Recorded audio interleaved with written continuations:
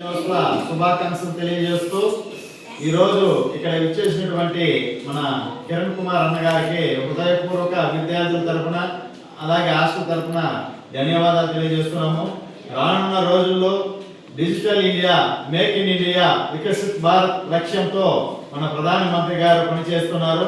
అలాగే గ్రామీణ ఉపాధి హామీ పథకం కింద ఉపాధి హామీ కూలీలకు కూడా ఈ గణతంత్ర దినోత్సవ సందర్భంగా ప్రధానమంత్రి నరేంద్ర మోడీ గారు 100 రోజులు ఉన్న ఉపాధి హామీ పథకాన్ని 25 రోజులు పెంచి ప్రతి ఒక్కరూ అందరూ తమ రెవెన్యూని పెంచుకోవాలని చెప్పి 25 రోజులు పెంచినందుకు ప్రధానమంత్రి గారికి ధన్యవాదాలు తెలియజేస్తున్నాము.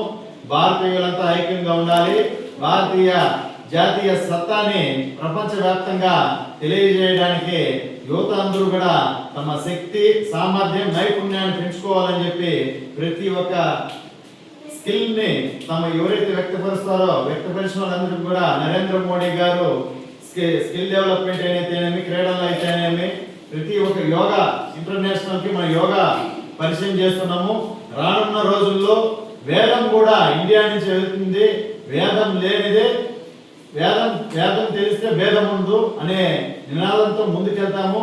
ప్రపంచం మన వైపు చూస్తుంది. ప్రపంచాన్ని ఆకర్షించే శక్తి, ప్రపంచాన్ని నడిపించే శక్తి ఒక భారతదేశంలో ఉందని ఇప్పటికే చాలా వరకు ప్రపంచ దేశాలకి అర్థమైంది. మరొకసారి భారతీయులందరికీ గణతంత్ర దినోత్సవ శుభాకాంక్షలు తెలియజేస్తున్నాను. వందే భారతదేశంలో ఉండాలంటే వందే మాత్రం పాడాల్సిందే. భారతదేశంలో ఉండాలంటే